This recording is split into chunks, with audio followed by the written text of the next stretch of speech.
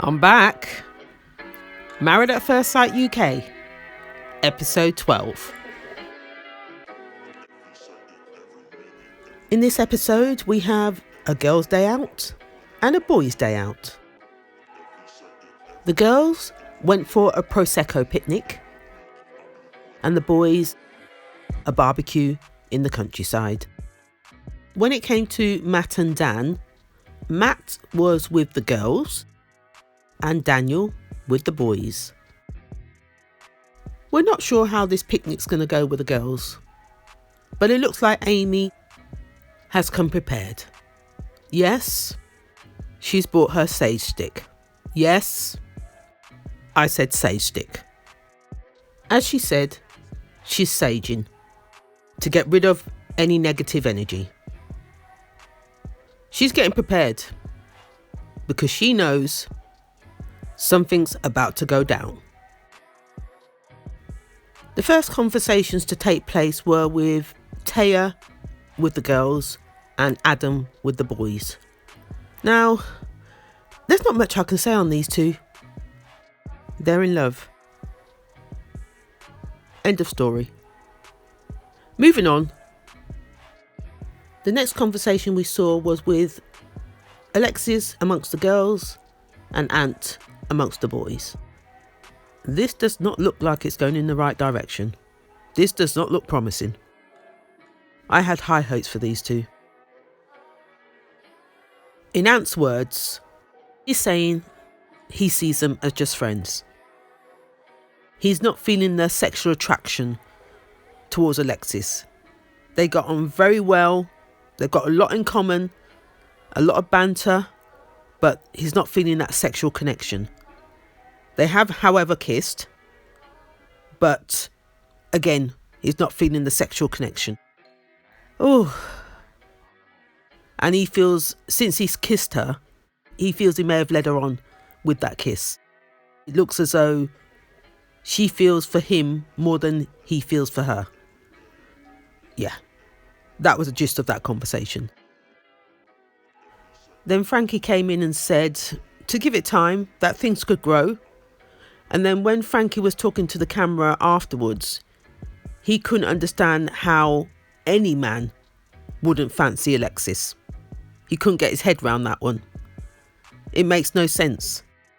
And at the same time, she's had a rough ride through this. Yeah, that was the gist of his conversation. Now on to Alexis. Now, in Alexis' eyes, she thought these two, her and Ant, were on the same page. But it looks like they're not. Because as she said, they had a kiss, but nothing led from there. They've been very much just friends. Even when they go to bed. He turns over, she turns over. There's no spooning. Oh, it was shock horror when the rest of the girls heard that.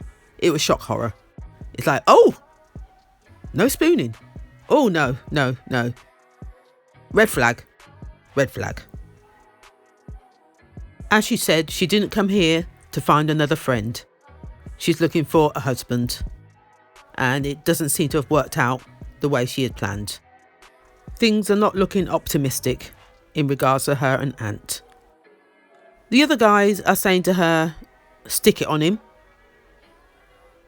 And to try and push ahead. But she's thinking, I don't want to be rejected if it doesn't work out. So she's in a dilemma. And even she says, I'm seeing red flags. Moving on, we come to the conversation with Alexis and Megan. Here we go again. These two are just going over the same thing. Just a little tweak. Alexis tells Megan that she was surprised to hear what she said at the commitment ceremony about her having a conversation with Jordan. She said it made her feel like shit and that she feels that she's been dealt some very bad cards within this whole process.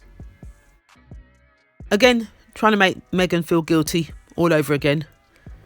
I'm not too sure whose side I'm on this one. I just feel it's the same old conversation. So Megan's trying to defend herself again in regards to the mistake she's made. But one thing I refuse to believe is that Alexis gave Megan permission to kiss Jordan. Yes, that's what she said.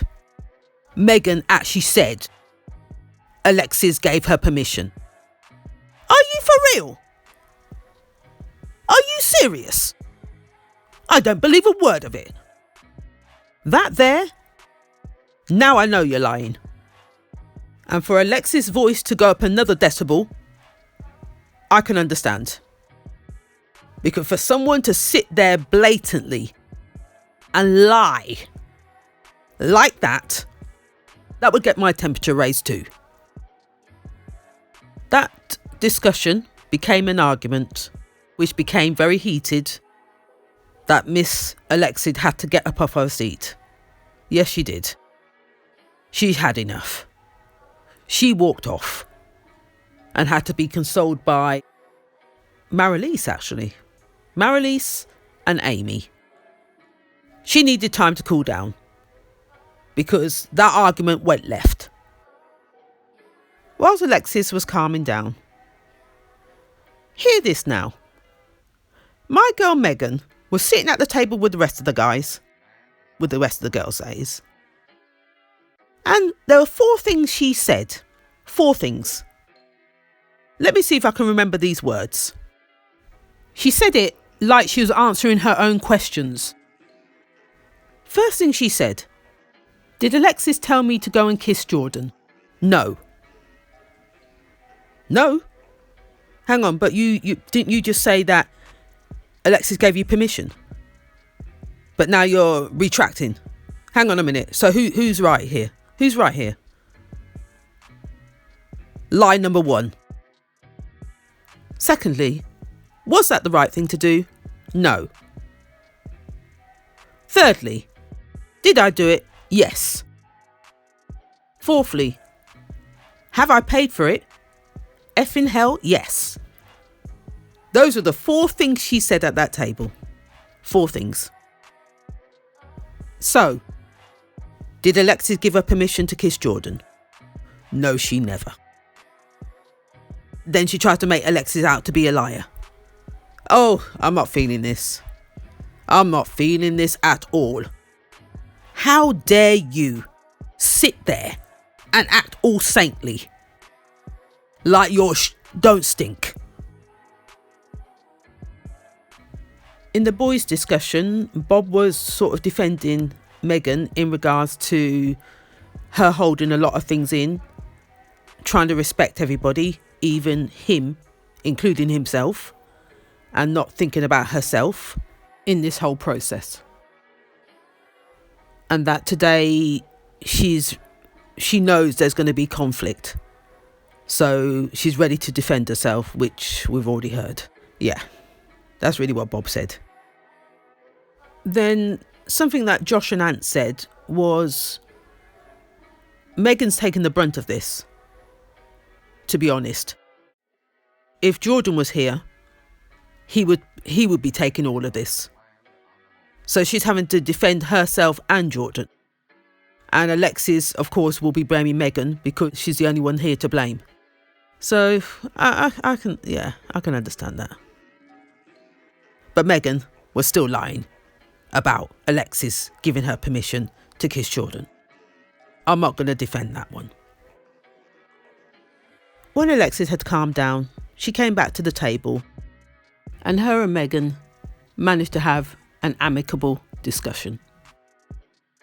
She virtually repeated the same conversation the boys had had about Jordan not being here and Megan taking the brunt of what's gone on. Alexis put her hand up to say, yeah, I agree. It's because Jordan's not here to defend himself that you are getting all the stick. And I'm sorry that's the case, but it is the case. It's really what she was saying. You're not trying to put the knife in. It's just how it is. On the back of that conversation, Morag butted in and said both Alexis and Megan should be commended for how they've dealt with this as in being able to sit at the same table, because if it was her, she's not too sure how she would have dealt with it. She was commending them both for being very amicable in coming to some sort of resolution on this. Soon after, they raised a glass and drew a line under everything. Meghan said, "Are you sure?" Alexis said yes. Let's hope we've heard the end of this. Let's hope we've heard the end of this. I can't go through this conversation again. This is getting tiring. So that was the end of that.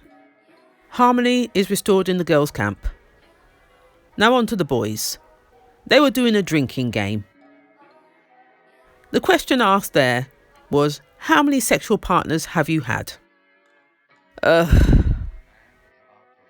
Boys and their conquests. That to me is disgusting.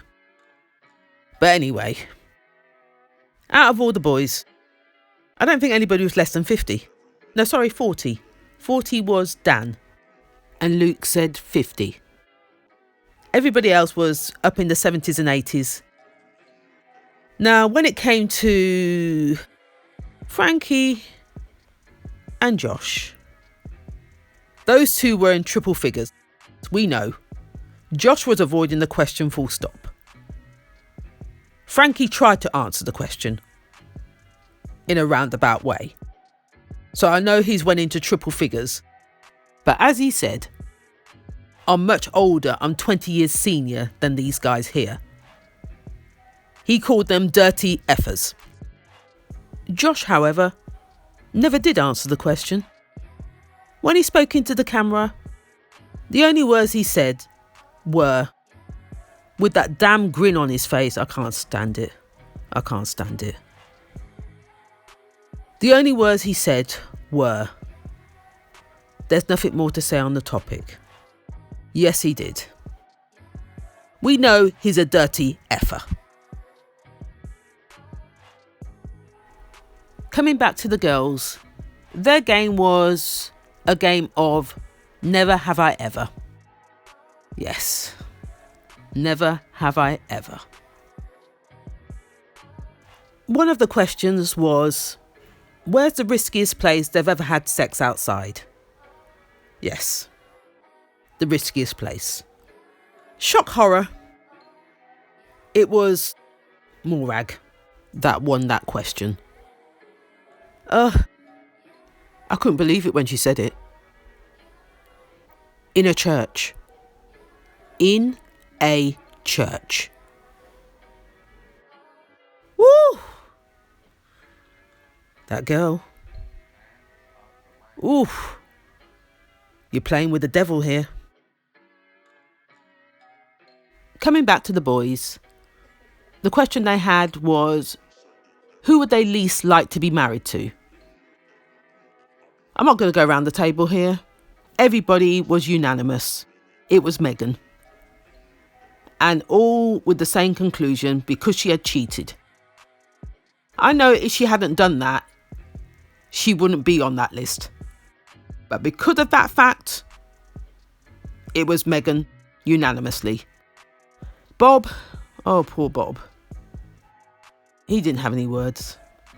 Well, he did have some words, but the guy looked so downtrodden to hear Meghan's name come up. Unanimously. The conversation then went on to Morag and Luke's relationship. Meghan asked Morag what would happen if after this experiment somebody slides into her DMs that is more her type. Morag was trying to say that she doesn't want to think that far ahead. She doesn't want to think about it. She's trying to live in the moment. So whether she's trying to avoid the question, I don't know on this one. I really don't. The verdict's still out in regards to her and Luke. I then think it was Adam that asked Luke whether he was falling in love with Morag. And his answer was, yeah, I think I am falling in love. But at the same time, I don't want to tell her that, just in case I get rejected or scare her off. So he's being very wary of his heart right now. Yeah, that's where he sits. And I can well believe that. There's always one that feels more than the other initially in a relationship. And he's just being very wary of his heart. He doesn't want his heart broken just yet. Like I said, the verdict's still out on this. The next conversation that took place was with Frankie and Marilise. Frankie was saying that he likes and loves Marilise. Yes, he did say that. Bob caught the back end of that. And he turned around and said, "Hang on, did I just hear you say the word love?"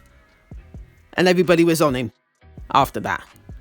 So he's very much doesn't want to overwhelm Marilise of how he feels. So he holds a lot in. But then on the back end of that, when Marilise was talking, she's saying that he puts on this exterior, but he's really a very soft guy. He's broken down in front of her as well, which shows he does have a sensitive side. But she did say that she wasn't ready to jump in with him at this time because it's going to take her time to get to that point. She also said that Frankie may feel for her more than she feels for him at this time. Interesting. But as she says, she's taking it slow. But he does have some good qualities. So we're going to have to look at this relationship here. To me, I still see red flags. But we're going to have to wait and see.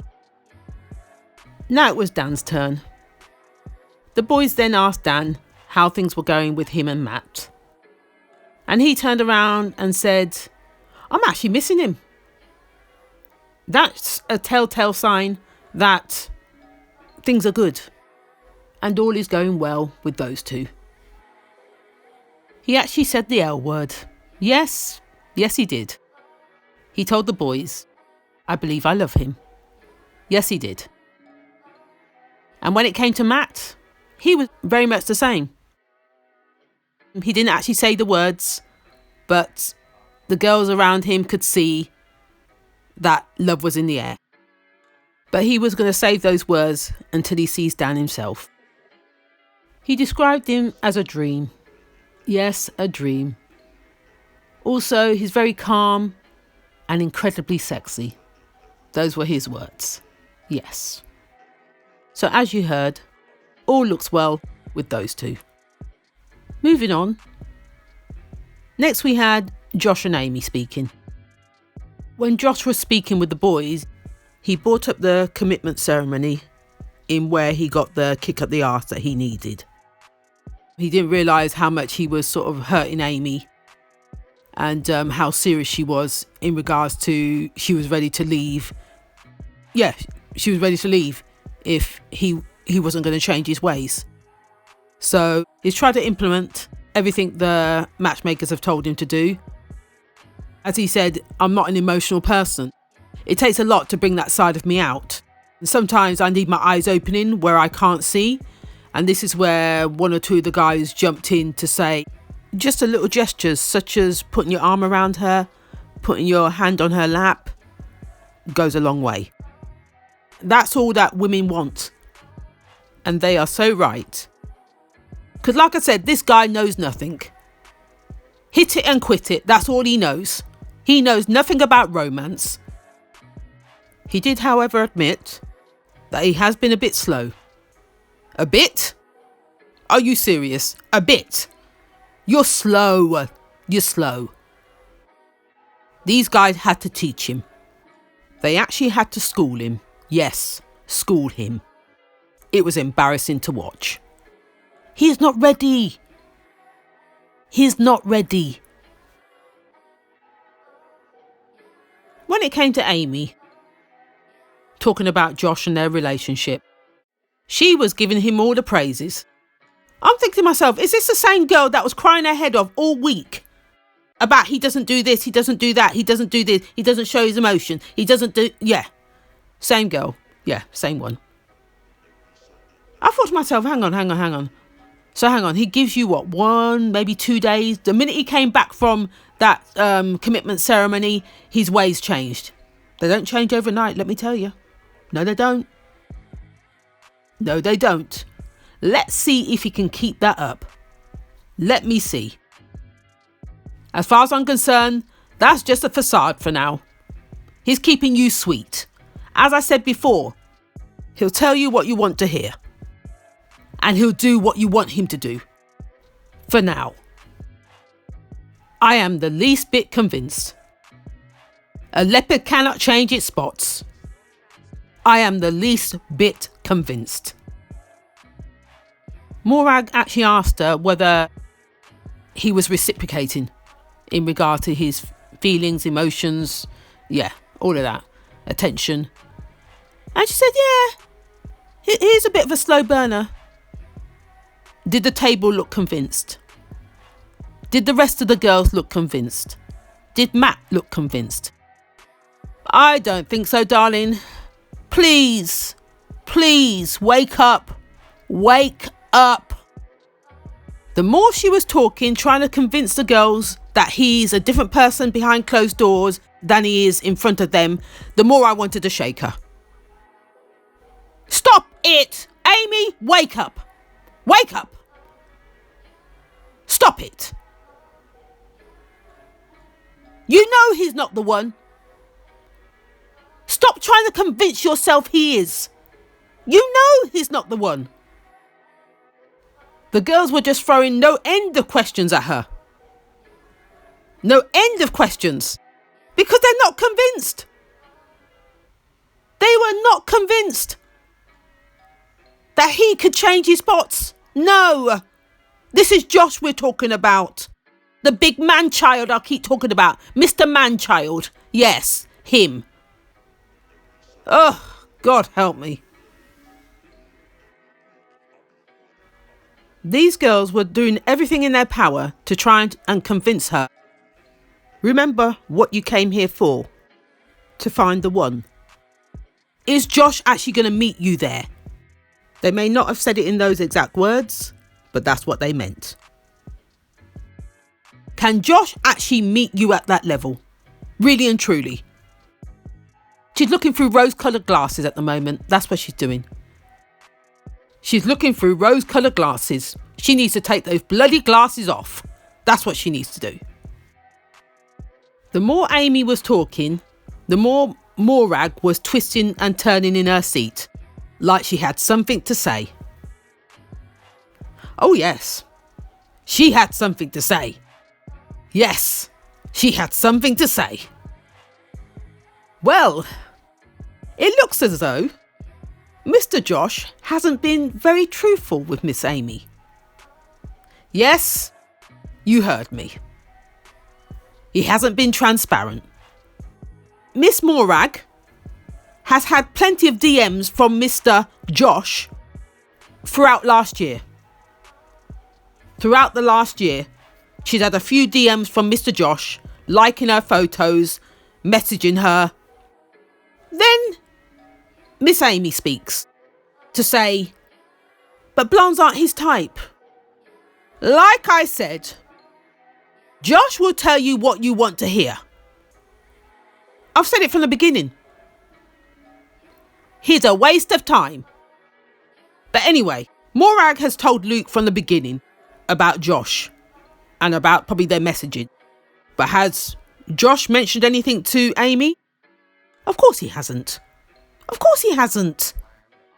He's a playboy. I told you that from the beginning. Mr. Playboy. Oh, give me strength almighty. Like I said, I know a player when I see one.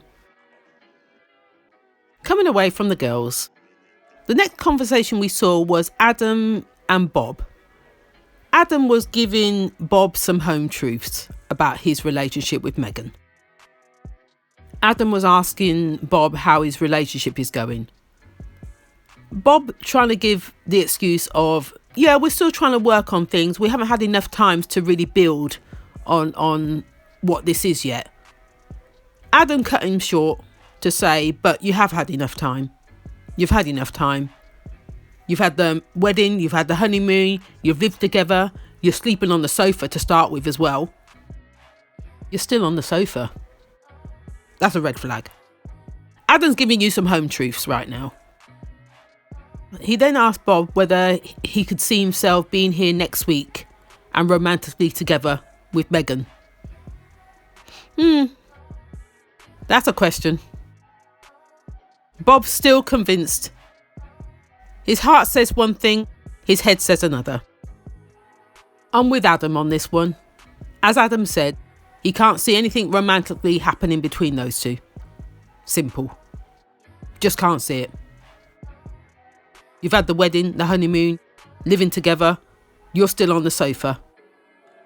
Where's this going? It isn't going anywhere. And plus, Adam doesn't want to see him going round in circles with this. It playing on his emotions, up and down, round and round. It's ridiculous. Cut your losses. That's really what Adam's trying to tell you. Save yourself. Save yourself. The last thing that Adam did say to him is that he needs to have a very truthful talk with Megan. Say whatever you need to say. Don't be afraid to say things because of the backlash or whatever comes out of it. You need to get whatever it is off your chest. Grab your balls and get on with this. Megan's discussion with the girls, however, didn't sound promising to me. Through last week's commitment ceremony, she felt like she was eternally grateful to Rob for being very much a stand-up guy. And she thought the week would go much more romantically. But it hasn't quite gone the way she thought. She says she's tried so hard to try and love him, to be affectionate towards him. That tells me a lot. There shouldn't be a trying involved, to be honest, when you like somebody, when you feel for somebody. That should just naturally come out of you. To touch somebody, to hold somebody, to cuddle somebody. But if you have to try, that word, that doesn't sound too promising at all. As Matt said around the girls' table, the jury's out on this one. He is so right. To round off the day, one of the conversations that took place back at the apartments was between Alexis and Ant. Alexis came in. The girl said, I should put it on you. His face. Oh, my goodness me. It was one of awkwardness. He didn't know what to do with himself. Oh, it just felt uncomfortable. He came out with, we haven't been in this process long enough compared to the others. As you know, I'm a slow burner. But as she said to the camera later on, how much of a slow burner can he be? I don't know. This is not looking promising. It really isn't. On to our last conversation of the day, which was with Bob and Megan. In short, these two are going to keep trying. Yes, they're going to keep trying. Especially Bob. Till death us do part. That's really where he's at. Yeah, he's going to go down with the ship. That's where he's at. Where Megan's concerned, she's going to let him drag her along with him. That's really what Megan's going to do. She doesn't really want to break his heart. That's what I see when I look at her face. Bob's still living on hope. God help us. Anyway, that's the end of my review. If you like what you heard, please like, comment and subscribe. And I'll see you next time.